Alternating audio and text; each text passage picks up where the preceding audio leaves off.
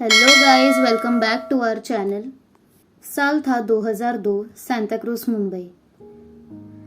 आनंद नगर में रहने वाले पाटिल फैमिली पिछले 7 साल से यहाँ रह रहे हैं। सतीश और मानसी के शादी को 7 साल हो गए।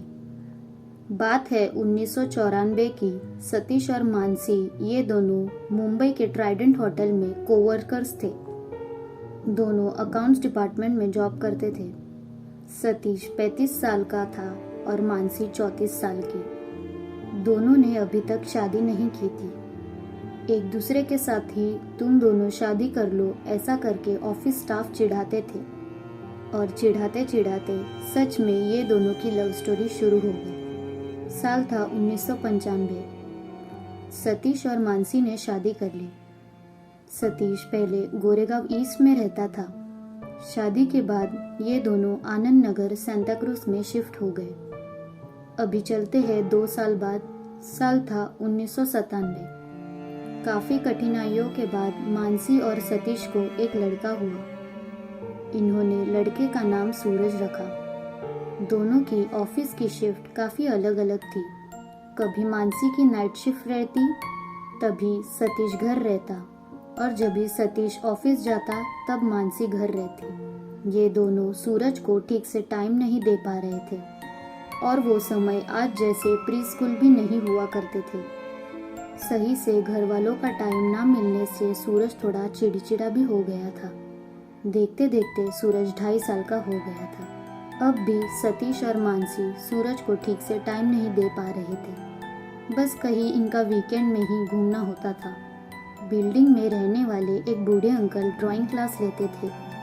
मानसी सोचती है सूरज को ये क्लास में भेज देते हैं, उसका भी थोड़ा वक्त चला जाएगा।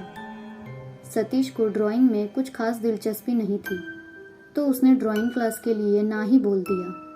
लेकिन जब मानसी घर पे अकेली रहती तो सूरज कुछ ज़्यादा ही चिड़चिड़ा रहता था। खाने में भी बहुत परेशान करता था और मानसी को लग रहा था कि इसका थोड़ा वक्त बाहर चला जाएगा या फिर कुछ क्रिएटिव करने में दिल लग जाएगा तो सूरज थोड़ा शांत हो जाएगा। मानसी वो अंकल से बात करके सूरज को ड्राइंग क्लास में भेज देती है। साल था 2002। सूरज अब 5 साल का हो गया। सूरज का स्कूल में भी एडमिशन हो गया। 3 साल ड्राइंग कर करके सूरज काफ़ी अच्छी ड्राइंग बनाने लग गया था। उसकी ड्राइंग टीचर उसकी काफ़ी तारीफ करती थी। लेकिन ऐसा क्या हुआ कि अचानक सूरज का ड्राइंग क्लास बंद करना पड़ा। Welcome back to nights watch IND। हमारे चैनल को सब्सक्राइब कर लीजिए, उससे हमें काफ़ी मदद मिलेगी। हम ऐसी मिस्टीरियस स्टोरी, हॉन्टेड प्लेसेस और हॉरर स्टोरीज पे डेली वीडियो बनाते हैं। वीडियो अच्छी लगे तो एक लाइक तो बनता है। तो चलो अब कहानी शुरू करते हैं। साल था 2002। सूरज अब 5 साल का था और नर्सरी स्कूल जाने लग गया था। एक दिन जब मानसी घर पे अकेली थी, उसने कुछ ऐसी चीज देखी जो देख के वो दंग रह गई। सूरज बिल्डिंग के बच्चों के साथ शाम को गार्डन में खेलने गया था। मानसी सूरज के रूम में साफ सफाई कर रही थी। तभी उसकी नज़र सूरज के कुछ पेंटिंग्स पे पड़ी।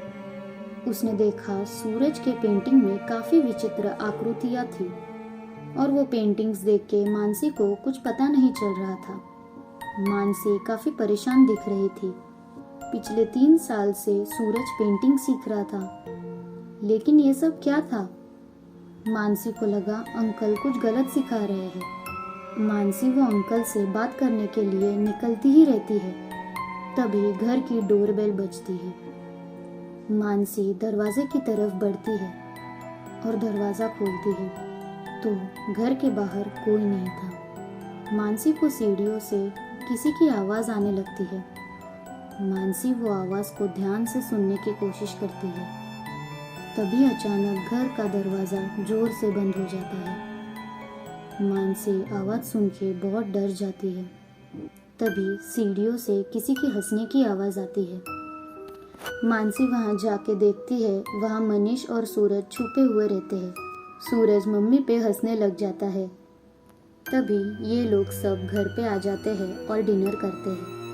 थोड़ी देर बाद मानसी और सतीश सोने के लिए आ जाते हैं। सूरज भी सो गया रहता है।